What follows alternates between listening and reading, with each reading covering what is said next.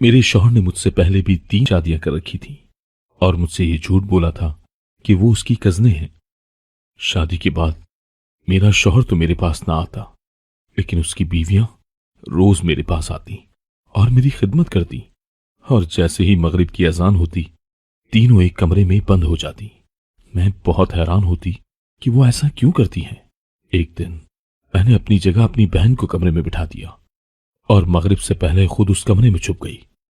جیسے ہی میری سوتنیں مغرب کے بعد کمرے میں آئیں تو میری چیخیں نکل گئیں، کیونکہ وہ تو… میرا نام سہرش ہے۔ آنکھ کھولی تو خود کو ایک غریب گھر میں پایا۔ میرے ابو ٹی بی کی بیماری کا شکار تھے اور امی کو شوگر کی بیماری تھی۔ اپنی بیماری کے باوجود انہوں نے ہمیں پڑھایا۔ جب میں بی اے کے امتحان سے فارغ ہوئی تھی اور نتیجہ آنے میں ابھی وقت تھا، تبھی بھی اماں میرے لیے رشتہ لے آئیں۔ لڑکے کا اپنا کاروبار ہے اور بڑی حویلی کا مالک ہے۔ باپ دادا کی کثیر جائیداد ہے۔ بھی اماں جو کہ ہمارے علاقے میں رشتے کراتی تھی، انہوں نے لڑکے کی مال و دولت کی تعریف کی تو میرے غریب والدین تو باغ باغ ہو گئے۔ میرے ابا کے سر سے جیسے بوجھ اتر گیا تھا۔ ٹی بی کے مریض تھے بیچارے، نہ جانے کب رخصت ہو جائیں، کوئی نہیں جانتا تھا۔ وہ بھی اپنی جگہ ٹھیک ہی تھے، اپنی زندگی میں ہی بیٹی کو رخصت کرنا چاہتے تھے۔ یہ اچھا رشتہ دیکھ کر انہوں نے لڑکے کے بارے میں تفصیلات جاننے کی بھی کوشش نہ کی، کیونکہ لڑکا امیر تھا۔ اس سے پہلے میری چھوٹی بہن کی بھی شادی ہو چکی تھی، مگر غربت کے باعث وہ بیچاری اپنے گھر میں خوش نہیں تھی۔ حالانکہ اشرف اس کا خوب خیال رکھتا تھا، مگر صرف پیار سے پیٹ نہیں بھرتا۔ اس حساب سے اکرام میرے لیے خدا کی نعمت ثابت ہوا تھا۔ رشتے کے لیے ہاں کر دی گئی اور دونوں طرف سے شادی کی تیاریاں عروج پر تھیں۔ ایک دن مجھے اور اکرام کو ملوایا گیا۔ اکرام بہت ہی خوش مزاج اور اچھے اخلاق کا مالک تھا۔ اس دن اکرام نے مجھ سے اپنی محبت کا اظہار بھی کیا کہ وہ مجھ سے بہت محبت کرتا ہے اور یہ رشتہ اسی نے بھیجا ہے۔ اکرام نے مجھے بتایا کہ جب میں کالج سے واپس آتی تھی تو وہ چھپ چھپ کر مجھے دیکھتا تھا اور میرا پیچھا کرتا تھا، اور میرا پیچھا کرتے ہوئے وہ میرے گھر تک پہنچا اور پھر اس نے رشتہ بھیج دیا۔ مجھے بھی اکرام اچھے لگے تھے اور شاید مجھے بھی ان سے محبت ہو گئی تھی۔ اکرام کی امی آئے روز ہمارے گھر آ جاتی، کبھی عید دے کر تو کبھی شب رات۔ ہر مہینے نیا جوڑا ملتا مجھے۔ میرے والدین کو اور کیا چاہیے تھا؟ بیٹی کا اچھا مستقبل ان کا استقبال کر رہا تھا۔ کچھ ماہ بعد اکرام کی امی نے شادی کی تاریخ مانگی تو میرے ابا نے اسی ماہ ہی شادی کی تاریخ دے دی۔ شادی کے دن قریب آ رہے تھے اور میرے دل میں خوشیوں کے پتنگے بھی اڑ رہے تھے۔ پھر ایک دن بہت ہی افسوسناک واقعہ ہو گیا۔ اکرام ہمارے گھر آیا اور کہنے لگا کہ اس کی ماں کا انتقال ہو گیا ہے۔ یہ خبر ہم سب پر قیامت کی طرح ٹوٹی تھی۔ اکرام کا تو رو رو کر برا حال تھا، کیونکہ اس بھری دنیا میں اکرام کے پاس اس کی ماں کے علاوہ کوئی نہ تھا۔ اکرام کی ماں کے انتقال کے بعد سب کچھ بدل گیا تھا۔ اکرام اب بہت کھویا کھویا سا رہتا تھا۔ اور پھر وہ دن بھی آ گیا جس کا سب کو انتظار تھا۔ میری اکرام سے شادی ہو گئی۔ ہر لڑکی کی طرح میں بھی دلہن بن کر اکرام کے گھر میں آ گئی۔ آج شادی کی پہلی رات تھی اور میں ساری رات اکرام کا انتظار کرتی رہی، لیکن وہ نہ آیا۔ اتنا بھاری لباس پہنے ہوئے بار بار دل کرتا کہ یہ چادر اتار کر سو جاؤں، مگر دل میں خیال آتا کہ اکرام آتا ہی ہوگا۔ اور پھر اکرام کے انتظار میں کب مجھے نیند آ گئی کچھ پتہ ہی نہ چلا۔ صبح ہوئی تو اکرام کی آواز سے میری آنکھ کھلی۔ وہ بستر کے سامنے کھڑا مجھ پر چلا رہا تھا اور ناشتہ مانگ رہا تھا۔ میرے ذہن میں ڈھیروں سوال تھے۔ رات کو آپ کہاں تھے اور کیوں نہیں آئے وغیرہ وغیرہ، لیکن شوہر کی ڈانٹ کے آگے چپ ہو کر باورچی خانے میں چلی گئی۔ جھٹ سے ناشتہ بنایا اور اکرام کو لا کر دیا۔ کھانا کھا کر بھی اکرام نے مجھے خوب ڈانٹا کہ تمہیں کھانا پکانے کی تمیز نہیں ہے، اتنا بد ذائقہ کھانا۔ میں اکرام سے کچھ کہنا چاہتی تھی، مگر اکرام میری بات سنے بغیر ہی چلی گئے۔ میں تو یہ بھی نہیں جانتی تھی کہ وہ کہاں گئے ہیں۔ وہ سارا دن اس بڑی حویلی میں نے اکیلے ہی گزارا تھا۔ شادی کا پہلا دن اور پہلی رات لڑکیوں کے لیے خوش قسمتی والے ثابت ہوتے ہیں، لیکن میرے لیے شاید मेरी बदनसीबी का आगाज थे। सारा दिन मैंने इकराम का इंतजार किया। सारी रात भी ऐसे ही गुजर गई। मैं बार बार दरवाजे तक जाती कि इकराम आया तो नहीं, मगर वहां सिवाय चौकीदार के कोई ना होता। मैं अपना समूह लेकर वापस अपने कमरे में आ गई। अगले रोज फिर सुबह इकराम लौटे और नाश्ता करके और मुझे डांट कर चले गए। ऐसा 4 रोज तक चलता रहा। मैं बहुत हैरान होती कि इकराम कहाँ जाते हैं, किसके पास जाते हैं, कहीं दूसरी शादी तो नहीं कर रखी। चौथे रोज इकराम सुबह के वक्त आए तो उनके साथ 3 औरतें और भी थीं। उन औरतों को देखकर एकदम मेरे पैरों तले से जमीन निकल गई, क्योंकि मुझे लगा था कि मेरा शक यकीन में बदल गया है। लेकिन एक औरत होती तो मैं मानती भी, वो तो 3 थी। मैं बहुत हैरान थी। मेरे शौहर ने आकर मुझसे बहुत प्यार से बात की और कहा कि जाने मन, ये तीनों मेरी चचाजाद हैं और मेरी चची का परसों इंतकाल हो गया है और अब खानदान में इनके पास रहने के लिए मेरे अलावा कोई दूसरा ठिकाना नहीं है। आज से ये हमारे साथ ही रहेंगी। मैं कुछ कहना चाहती थी, लेकिन मेरे शौहर ने अपनी बात खत्म की और चले गए। वो आज भी चला गया। आज तो उसने प्यार से बात भी की थी मुझसे। मेरे जहन में उठते खदशात बढ़ने लगे थे। मेरे शौहर की चचाजाद सारा दिन मेरे साथ कमरे में रही। उन्होंने मुझे घर का कोई भी काम करने न दिया। सारे घर के काम किए, खाना पकाया, बर्तन धोए, यहां तक कि मुझे सिंगार भी किया, नए कपड़े पहनाए और फिर मुझे कहने लगी कि आपकी टांगें दबा देती हैं। मैंने काफी इनकार किया, मगर उन्होंने मेरी एक न मानी और जबरदस्ती मेरा जिस्म दबाने लगी। जब वो मेरी खिदमत कर रही थी तो मुझे बहुत सुकून मिल रहा था और कब मुझे नींद आ गई पता ही न चला। जब आंख खुली तो रात का दूसरा पहर चल रहा था। मैं अपने बिस्तर से उठी और इधर उधर देखने लगी कि मेरे शौहर आए तो नहीं, लेकिन वहां कोई न था। मैं अपने कमरे में बिल्कुल अकेली थी। मेरे शौहर की कज़नें भी नहीं थी। मैं उनको आवाजें देती हुई अपने कमरे से बाहर आ गई। बाहर हवेली का खाली सहन साएं साएं कर रहा था। यह हवेली बहुत बड़ी थी और मुझे यहां आए काफी दिन हो गए थे, लेकिन मैंने कभी भी हवेली को देखना भी गवारा न किया था। करती भी कैसे? आते ही मुझे इतने रोग जो मिल गए। मुझे हवेली के रस्तों का भी इल्म न था, मगर मैं फिर भी तलाश करती रही। जितना मैं चिल्ला सकती थी मैं चिल्लाई, जितना मैं ढूंढ सकती थी मैंने उन सब को तलाश किया और फिर थक हार कर अपने कमरे में चली गई। मैं बहुत परेशान थी कि पहले मेरे शौहर न जाने कहां चले जाते हैं और अब ये उनकी कज़नें न जाने ये कहां चली गई हैं। मेरे जहन में तरह तरह के ख्याल उभर रहे थे। सुबह मेरी आंख खुली तो मैंने एक अजीब नजारा देखा। मेरे शौहर की कज़नें मेरे पैर दबा रही थी। मैं उठी और उनसे पूछा कि वो रात को कहां थी, तो उन सब ने मेरी बात को नजरअंदाज कर दिया और मुझसे नाश्ते के बारे में पूछने लगी।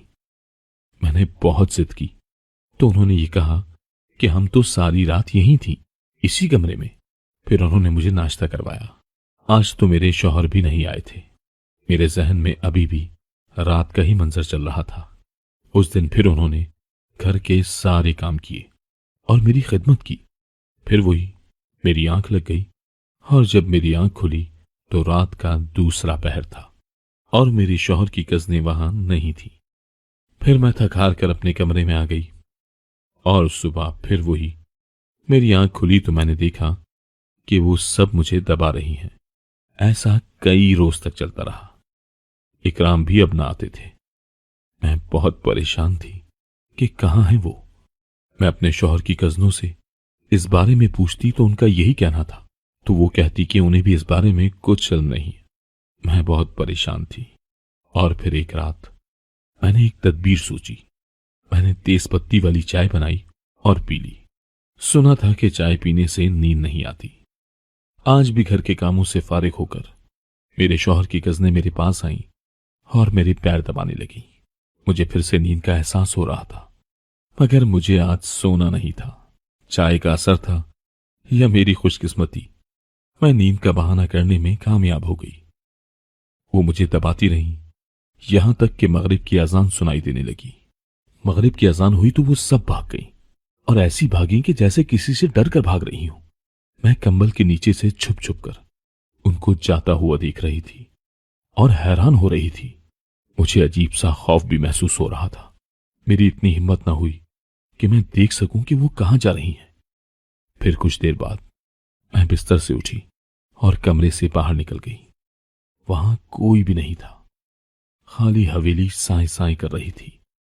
मैं बहुत टेंशन में थी कि ये सब क्या हो रहा है। और फिर इसी परेशानी में मैं आईने के सामने आकर खड़ी हो गई। उन्होंने मुझे बनाऊ सिंगार किया था। आज काफी दिन बाद मैंने खुद को देखा था। मैं बहुत खूबसूरत थी, जैसे कि चांद। लेकिन इकराम मेरे पास क्यों नहीं आते, ये सोचकर मुझे तकलीफ हो रही थी। आंखों से आंसू निकल रहे थे। ये सोचकर मैंने अपने गहने उतारे और एक दराज में रख दिए। जो ही गहने रखकर मैं दरवाजा बंद करने लगी तो मेरी नजर कुछ कागजात पर पड़ी। मैंने उनको उठाया तो देखा कि वो कागजात निकाहनामे थे। और ये देखकर मेरे पैरों तले से जमीन निकल गई। 3 निकाहनामे, यानी मेरे शौहर ने 3 और शादियां भी कर रखी थी। मैंने जब उन निकाहनामों को कुली तौर पर पढ़ा तो मुझे एहसास हुआ कि जिन औरतों को मेरा शौहर अपनी चचाजात कहता है वो असल में उसकी बीवियां हैं, और उनसे मेरे शौहर ने मुझसे पहले से शादियां कर रखी हैं। यह हकीकत मुझ पर आश्कार होते ही मेरे पैरों तले से जमीन निकल गई थी। मैंने आज तक अपने घर वालों को अपने हालात के बारे में कुछ नहीं बताया था। जब भी अपनी या अब्बू में से किसी से मिलती तो यही बताती कि इकराम मेरा बहुत ख्याल रखते हैं, मुझे बहुत खुश रखते हैं, मेरी हर बात मानते हैं। लेकिन सब कुछ उलट था इसके। मेरे शौहर तो शादी के बाद कभी मुझसे मिलने ही नहीं आए थे और अपनी 3 बीवियां भी मेरे पास छोड़कर चले गए, जिनसे उनकी शादी मुझसे पहले की हो चुकी थी। उस रात मैं बहुत रोई, बहुत ज्यादा, और सारी रात सोचती रही कि कल मैं किसी न किसी नतीजे पर जरूर पहुंचूंगी। और मैंने फैसला कर लिया कि कल मैं हर हाल में इकराम की बीवियों का पीछा करूंगी और देखूंगी कि वो कहां जाती हैं। कहीं ऐसा तो नहीं कि वो सब रात को इकराम से मिलने जाती हो। इस बहाने मैं भी अपने शौहर से मिल लूंगी और पूछूंगी कि उसने मेरे साथ ऐसा क्यों किया।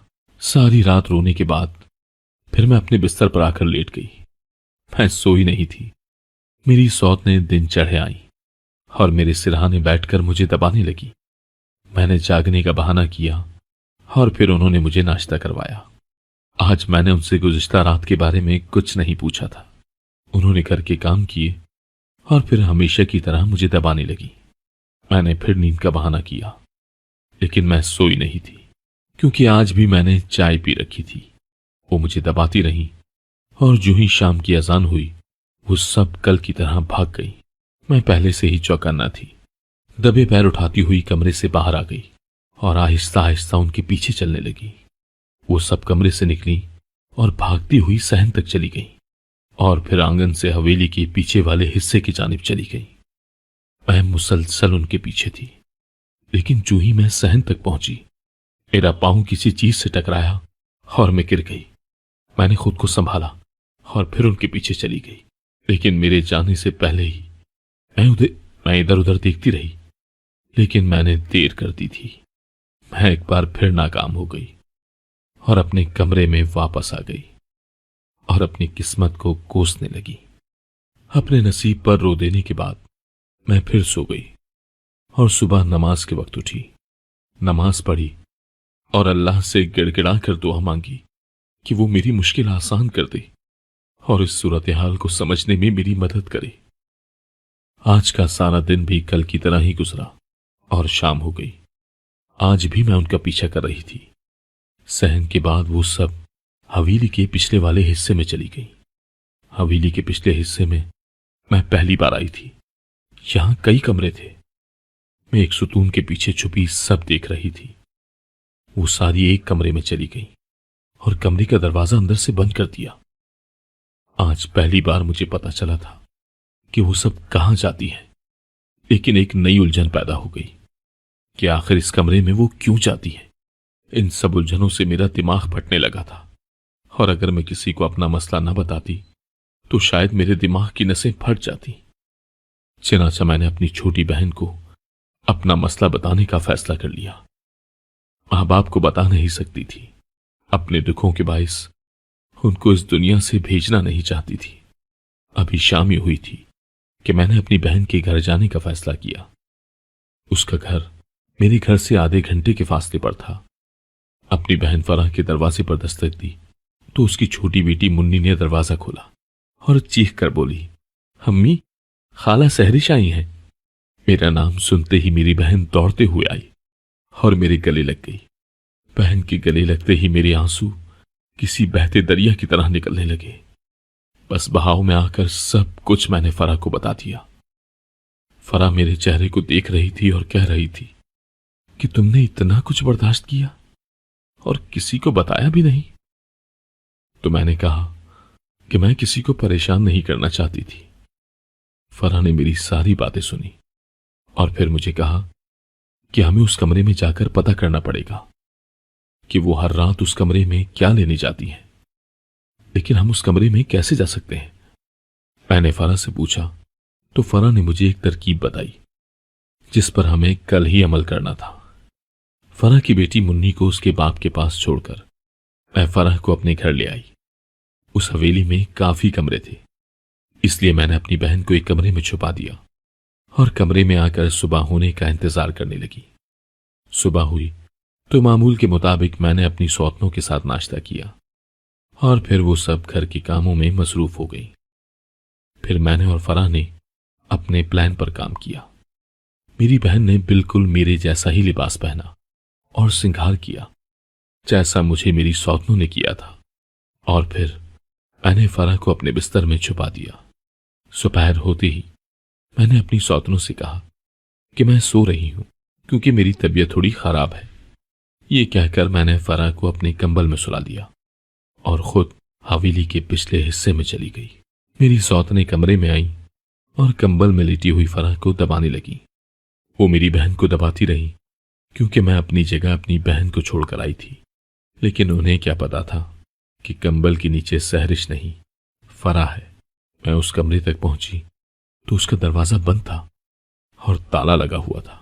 एक और मुसीबत मुझे मुंह चिढ़ा रही थी, लेकिन मुझे बालों की पिन के साथ ताला खोलना आता था। मैंने ताला खोला और अंदर कमरे में आ गई। कमरे में घुप अंधेरा था। शाम होने में कुछ ही वक्त बचा था। मैंने इधर उधर देखा तो मुझे अंधेरे के सिवा कुछ दिखाई न दिया। एक अलमारी दिखाई दी तो मैं अलमारी के पर्दे के पीछे छुप गई क्योंकि शाम की अजानें हो रही थी। शाम की अजान सुनकर मेरी सौतनों ने मेरी बहन को दबाना बंद किया और वहां से भाग गई। भागते हुए वो हवेली के पिछले हिस्से में आ गई। मैंने दरवाजे के बाहर उनके कदमों की आहट सुनी थी। वो एक दूसरे से सरगोशियों में बात कर रही थी कि ताला किसने खुला छोड़ा था और एक दूसरे पर इल्जाम लगा रही थी। फिर शायद उन्हें इस बात पर यकीन हो गया कि उनमें से किसी से ताला खुला रह गया होगा। वो अंदर आ गई और दरवाजा अंदर से बंद कर लिया।